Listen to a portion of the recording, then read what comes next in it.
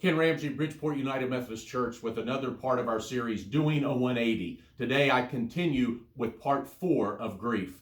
Doing a 180, 180 seconds, complete turnaround, 3-minute videos. Last time we talked about reading Psalm 22 as it gives expression both to our pain, our lament, my God, why have you forsaken me? But at the same time, it brings in the praise of God and the worship of God that we need to be sustained. Today, I want to encourage you to continue to read Psalm 22, but follow that up with the wonderful familiar words of the 23rd Psalm, and keep reading it over and over again. What wonderful promises are there, friends. The Lord is my shepherd, I shall not want. He maketh me to lie down in green pastures. He leadeth me beside the still waters. He restoreth my soul. He leadeth me in the paths of righteousness for his name's sake. Yea, though I walk through the valley of the shadow of death, I will fear no evil, for thou art with me. Thy rod and thy staff, they comfort me. Thou preparest a table before me in the presence of mine enemies. Thou anointest my head with oil, my cup runneth over. Surely goodness and mercy shall follow me all the days of my life, and I will dwell in the house of the Lord forever. Those are the verses of the 23rd Psalm that are most meaningful to me. What verses are most meaningful to you?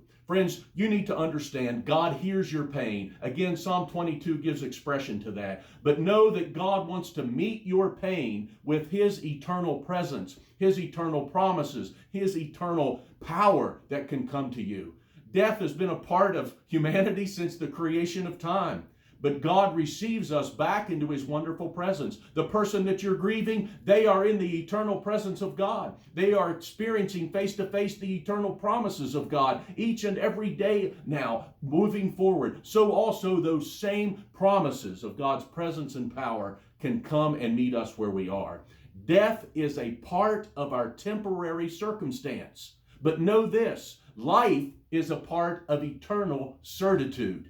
Eternal certainty, because God, the eternal God, he's the one that has us in his hands and has our loved one in his hands. Continue to read these, friends, and do this.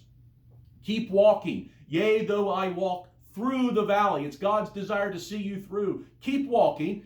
Keep crying out, expressing yourself to God, but keep trusting him to lead you forward. Keep walking.